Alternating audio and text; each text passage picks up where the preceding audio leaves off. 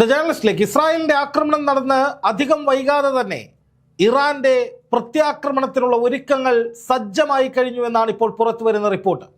ഇറാന്റെ പരമോന്നത നേതാവ് ആയത്തുള്ള അലി ഖൊമൈനിയുടെ ആ വമ്പൻ പ്രഖ്യാപനം എത്തിയിരിക്കുന്നു. തിരിച്ചടിക്കുമെന്നുറപ്പ്, ഇസ്രായേലിനെ അതിശക്തമായ തിരിച്ചടി നൽകുമെന്നും ഇറാന്റെ ആണവ കേന്ദ്രങ്ങൾക്ക് നേരെ നടന്ന ആക്രമണത്തിന് പാഠം പഠിപ്പിക്കുമെന്നുമാണ് ഇറാന്റെ പരമോന്നത നേതാവ് ആയത്തുള്ള അലി ഖമൈനിയുടെ പ്രഖ്യാപനം എത്തിയിരിക്കുന്നത്. ഇതിന് തൊട്ടു പിന്നാലെ ഇറാൻ തങ്ങളുടെ ആകാശപാതകൾ അടച്ചിരിക്കുന്നു. ഒരു യുദ്ധത്തിന് മുന്നോടിയായി ചെയ്യുന്ന പരമപ്രധാനമായ കാര്യങ്ങളിൽ ഒന്നാണ് ഈ പറയുന്ന ആകാശപാതകൾ അടയ്ക്കുക എന്നുള്ളത്. ഇറാന്റെ ആകാശപാതയിലൂടെ ഇനി ഒരു വിമാനത്തിനും കടന്നു പോകാനാകില്ല. അതുകൊണ്ട് തന്നെ ഇന്ത്യ ഉൾപ്പെടെയുള്ള രാജ്യങ്ങളിൽ നിന്ന് പുറപ്പെട്ട പല വിമാനങ്ങളും റീറൂട്ട് ചെയ്തതായി വിവരങ്ങൾ പുറത്തു വരുന്നുണ്ട്. ലോകത്തെ ഞെട്ടിക്കുന്ന വിധത്തിൽ, പശ്ചിമേഷ്യയെ ഭയപ്പെടുത്തുന്ന വിധത്തിലാണ് ഇസ്രായേൽ പ്രധാനമന്ത്രി ബെഞ്ചമിൻ നെതന്യാഹു ആക്രമണത്തിന് ശേഷം പ്രതികരിച്ചത്. ഇസ്രായേലിന്റെ ഫൈറ്റർ ജെറ്റുകൾ ഇറാനിലെ ടെഹ്റാനിലുള്ള ആണവ കേന്ദ്രം പൂർണ്ണമായി തകർത്തു എന്നും അവിടെ നിന്ന് ആണവ വികിരണം വലിയ തോതിൽ ഉയരുന്നുണ്ട് എന്നും ആണവ വികിരണത്തിന്റെ തോത് ഭയാനകമായി ഉയരുകയാണ് എന്നും ഒക്കെയുള്ള റിപ്പോർട്ടുകൾ പുറത്തു വരുന്നതിനിടെയാണ്, റേഡിയേഷൻ ലെവൽ കൂടിക്കൊണ്ടിരിക്കുന്നു എന്ന വാർത്ത പുറത്തു വരുന്നതിനിടയിലാണ് ശക്തമായ തിരിച്ചടി ഉണ്ടാകുമെന്ന് ഇറാൻ മുന്നറിയിപ്പ് നൽകിയിരിക്കുന്നത്. ഹൊസൈൻ സലാമി എന്ന IRGCയുടെ ചീഫ് കമാൻഡർ, അതായത് അവരുടെ തലവൻ ഉൾപ്പെടെ കൊല്ലപ്പെട്ടതിൽ നിന്ന് ഒന്ന് വ്യക്തമാണ്. കൃത്യമായ പദ്ധതിയോടുകൂടി, കൃത്യമായ ആസൂത്രണത്തോടുകൂടി ആരെയൊക്കെ വധിക്കണമെന്ന് തീരുമാനിച്ചു തന്നെ നടത്തിയ ഒരു ഓപ്പറേഷനാണ് ഇസ്രായേലിന്റെ ഭാഗത്ത് നിന്ന് ഉണ്ടായിരിക്കുന്നത്.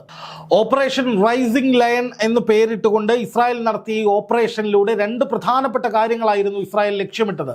ഒന്ന്, ഞായറാഴ്ച അമേരിക്കയും ഇറാനും തമ്മിലുള്ള തന്ത്രപ്രധാനമായ 6ാമത്തെ യോഗം നടക്കാൻ പോവുകയായിരുന്നു. ഈ യോഗം എന്ന് പറയുന്നത് ഇറാന്റെ ആണവശേഷി സംബന്ധിച്ചുള്ളതായിരുന്നു, ആണവ കരാറുമായി ബന്ധപ്പെട്ടിട്ടുള്ളതായിരുന്നു. അന്താരാഷ്ട്ര മാധ്യമങ്ങളൊക്കെ വിലയിരുത്തിയത് ഈ ചർച്ചയോടുകൂടി, അതായത് ഒമാനിൽ ഞായറാഴ്ച നടക്കുന്ന ചർച്ചയോടുകൂടി അമേരിക്കയും ഇറാനും ഒരു ടൈഅപ്പിലേക്ക് എത്തുമെന്നും ഒരു സമാധാന അന്തരീക്ഷം ഉണ്ടാകുമെന്നും ഒക്കെയായിരുന്നു. അതിന് തുരങ്കം വയ്ക്കുക, അല്ലെങ്കിൽ അങ്ങനെ ഇറാൻ അമേരിക്കയുമായി ചേർന്നുകൊണ്ട് ഒരു കരാറിൽ ഒപ്പിടാതിരിക്കുക എന്നതാണ് ഇസ്രായേലിന്റെ പ്രാഥമിക ലക്ഷ്യങ്ങളിലൊന്നായി വിലയിരുത്തപ്പെട്ടത്. രണ്ടാമത്, ഇസ്രായേൽ ഈ ആണവ കേന്ദ്രങ്ങൾ തകർത്തുകൊണ്ട് ഞങ്ങൾ ജയിച്ചു, അല്ലെങ്കിൽ ഞങ്ങളുടെ നേതൃത്വത്തിൽ ഇറാനെ തകർത്തു എന്ന ഖ്യാതി ഉണ്ടാക്കുന്നതിന് വേണ്ടി നെതന്യാഹുവിൻ്റെ വ്യക്തിപരമായ ചില താല്പര്യങ്ങൾ കൂടി വെച്ചുകൊണ്ട് നടത്തിയ ഒരു ഓപ്പറേഷൻ, ആ നിലയിൽ ഇതിനെ വിലയിരുത്തപ്പെടുന്നുണ്ട്. മൂന്നാമത്തെ കാര്യം എന്ന് പറയുന്നത്, ഈ പറയുന്ന ആണവ ശാസ്ത്രജ്ഞന്മാർ, അവരാണ് ഇസ്രായേൽ ഭയപ്പെടുന്ന ഇറാന്റെ ആണവ ഊർജത്തിന് അല്ലെങ്കിൽ ആണവായുധങ്ങളുടെ ശക്തി കേന്ദ്രം, അവരെ ഇല്ലാതാക്കുക.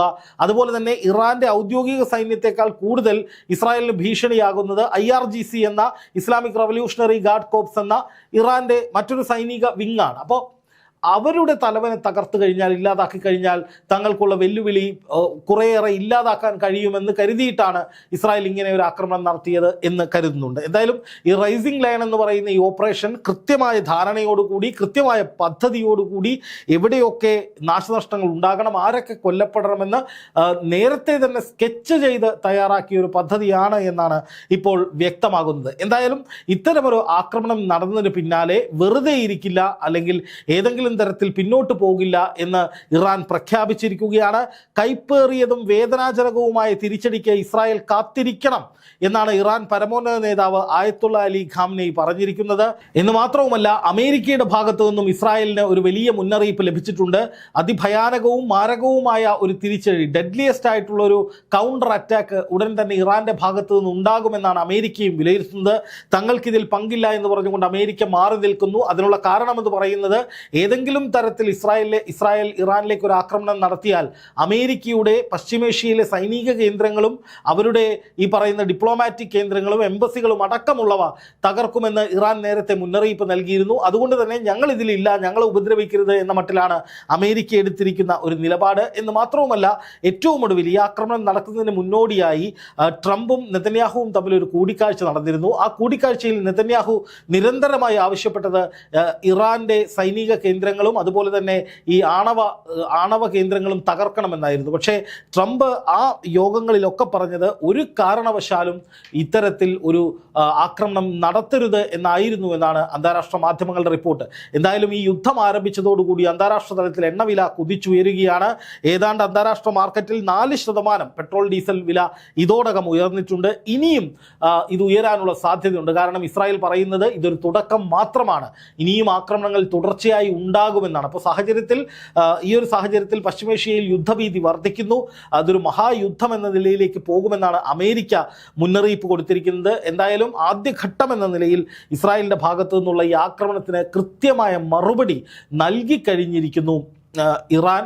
അതിശക്തമായ തിരിച്ചടി ഉണ്ടാകും. കൈപ്പേറിയതും ഭയാനകവുമായിരിക്കും ഈ പ്രത്യാക്രമണമെന്ന് ഇറാൻ പറയുന്നു.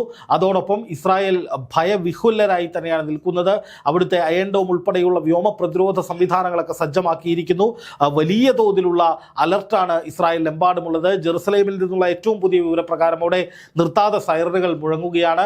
ജനങ്ങളോട് ബങ്കറിലേക്ക് പോയി ഒളിച്ചുകൊള്ളാൻ അല്ലെങ്കിൽ സുരക്ഷിത സ്ഥാനങ്ങളിലേക്ക് നീങ്ങിക്കൊള്ളാൻ ഇസ്രായേൽ ഭരണകൂടം ഉറപ്പ് കൊടുത്തിട്ടുണ്ട്. അതായത് ഞായറാഴ്ച നടക്കുന്ന ഒരു ചർച്ചയിലൂടെ ഒരു പക്ഷേ ഇറാനുമായി അമേരിക്ക ഒരു ടൈപ്പ് ഉണ്ടാക്കി സമാധാനപരമായി കാര്യങ്ങൾ നീങ്ങേണ്ടിടത്താണ് അതിന് 2 ദിവസം മുമ്പ് ഇത്തരമൊരു ശക്തമായ ആക്രമണം ഇസ്രായേലിന്റെ ഭാഗത്ത് നിന്നുണ്ടായത്. ഇത് സമാധാന അന്തരീക്ഷത്തെ മുഴുവൻ തകിടം മറിക്കുകയാണെന്ന കാര്യത്തിൽ ഒരു സംശയവുമില്ല. ഒരു പക്ഷേ ഈ വിധത്തിലുള്ള ആക്രമണങ്ങൾ ഇതിനു മുമ്പും ഇസ്രായേൽ നടത്തിയിട്ടുണ്ട്. വെടിനിർത്തൽ കരാർ നിലനിൽക്കെ സ്ഥിതിഗതികൾ മോശമാക്കുന്ന വിധത്തിൽ നിരന്തരമായ ആക്രമണങ്ങൾ നടത്തി വെടിനിർത്തൽ കരാർ ഏകപക്ഷീയമായി ലംഘിച്ച ചരിത്രമുണ്ട് ഇസ്രായേലിന്.